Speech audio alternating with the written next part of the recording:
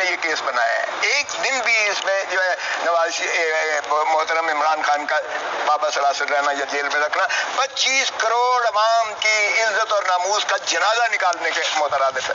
ہم کیا ایک غیور قوم کی حیثیت سے میں سمجھتا ہوں کہ پاکستان کو اگر بین الاقوامی طور پر کسی بھی عزت اور وقار کا مقام حاصل کرنا ہے تو پاکستان کو اپنے معاملات جو ہے اپنے ہاتھ میں لینا پڑیں گے، کسی کی ڈکٹیشن نہیں لی جائے گی۔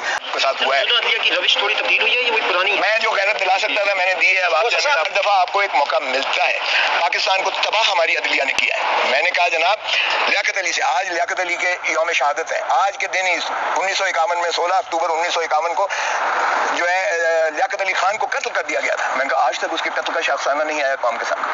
اگر ہماری مستعد ہوتی، نظام ہمارا مضبوط ہوتا اور اس کو مواخذہ کر لیا ہوتا تو آج پاکستان نہ دولخت ہوتا نہ ہم یہاں تک پہنچے۔ پھر میں نے کہا مولوی تمیز الدین کے پاس موقع آیا تھا، عدلیہ کے پاس موقع آیا تھا درست کرنے کا، اس نے بھی جو ہے وہ خلاف دیا فیصلہ اور پاکستان دولخت ہونے کی بنیاد پڑی۔ پھر میں نے کہا آیا تھا ظفر علی شاہ والا کیس آیا تھا، ایک اس سے پہلے نصرت بھٹو والا کیس آیا تھا، بھٹو کو جب پھانسی دی گئی تھی اس میں بھی آپ نے اختیار دے دیا ضیاء الحق کو کہ آئین بھی بدل سکتا ہے، وہ بھی آپ کو موقع آپ نے گنوا دیا۔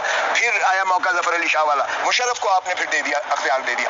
تو مجھے بتائیں اس پر شرم آنی چاہیے جس نے یہ کیس بنایا ہے۔